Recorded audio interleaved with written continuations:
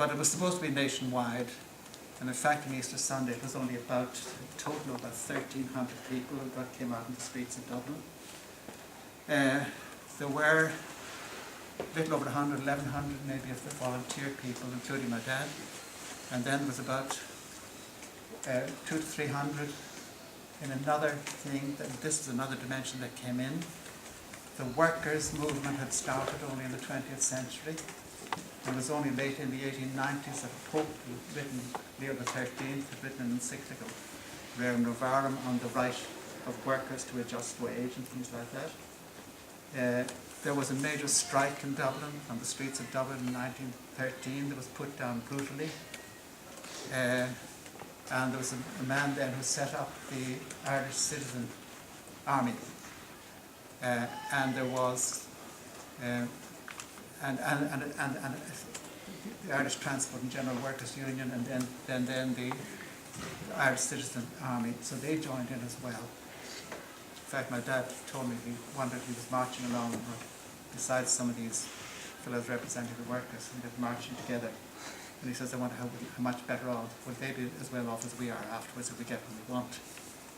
So all that background was there. So you had and then on Easter Monday morning, at the centre of Dublin, O'Connell Street, outside was the General Post Office. Not a great crowd watching. There were 7 people who signed the Declaration of the Irish Republic. Famous names. And strangely, they declared the Irish Republic, and then they took off to key points in the General Post Office, and then in other points. And my dad was sent down with the group. He was sent down along the River Liffey to a very well-known building, fine building, called one of those ones that was built in the 1800s, the Four Courts. And they thought they were only going to be fighting small arms of the British. The British brought a war boat in up the River Liffey and started plastering them. And Dad was at the group in this place. He wasn't in charge of the place, but he was sent upstairs by the commander there with a group of men upstairs. And he says they were shooting with their little guns out the window, the British, if you could see them. All he remembered personally was just missing somebody and being glad that he'd missed him afterwards, that he saw somebody running around. But a shell came through the window of the room where Dad and the fellows were upstairs, and there was smoke all over the place. And when he looked around, he checked. Everybody was all right, but it was total silence downstairs where the main body of men were. So he went downstairs and he reported that everybody was okay to do that. But when he came in, they were all on their knees praying. They all thought that Dad and the boys upstairs would have been killed.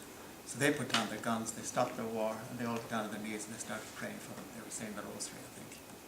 So there was a bit of that kind of dimension in it. Then after, by the way, 3 of the 7 signatories of the treaty were poets, and they were kind of very mystics. There's a famous poem, at least was famous. Actually, it is still a famous poem. I could have started with this. Have you ever heard this? I see his blood upon the rose, and in the stars the glory of his eyes. His body gleams amid eternal snows. His tears fall from the skies. I see his face in every flower. The thunder and the singing of the birds are but his voice, and carven by his power, rocks are his written words. All pathways by his feet are worn. His strong heart stirs the ever-beating sea. His crown of thorns is twined with every thorn. His cross is every tree. That's written by Joseph Mary Plunkett, one of the men who signed the Declaration of Independence. Another one wrote similar sort of mystical stuff almost, was Patrick Pearse, Padraig Pearse, who was the main leader there, and wrote poetry too. The third one of the seven was a man who was a lecturer in English in the University of Dublin. So they were interesting kind of people, and they drew on, but all of these men were also really fiercely nationalistic. They were ready to fight and die. And there's another poem here from a man called Thomas Ashe, and it starts, "Let me carry your cross for Ireland, Lord." Now Thomas Ashe he was one of the leaders in a small area north of Dublin, the Ashburn attack that was successful. And Thomas Ashe was a Kerry man, and he taught, he was a teacher, and he taught for a while in a little school 20 miles up north of Dublin, where my mum's older sister taught. And he used to visit them at home there sometime, their home. He was a very good singer too, she said. And when the inspector was coming down, there were English government inspectors, of course, to inspect the school one day. In those days we had to learn how to write. You know, the teacher wrote up on the board and everybody practiced writing. You know the beautiful writing, practice how to write. Well, Thomas Ashe had written up, "Burn everything English except the poem," in inverted commas. And he got away with it because that was said by a very famous man a few centuries before, who was a very famous writer of English, Jonathan Dean Swift. So he put "burn everything English except their code," and then he wrote down here, Dean Swift. So he was that kind of man. Now he died from forced feeding because he went on hunger strike in 1917. So with these kind of things that happened, there was that kind of idealism, and "Let me carry your cross for Ireland, Lord." Padraig Pearse also said, "Give it the dream of Creasha of Ronnie Hor, the brightness of your heart. Your heart is my heart, my Saviour." You know, so there's a lot of that there, and there was a lot of the violent dimension too that we could get into. Dad was arrested and taken to prison. And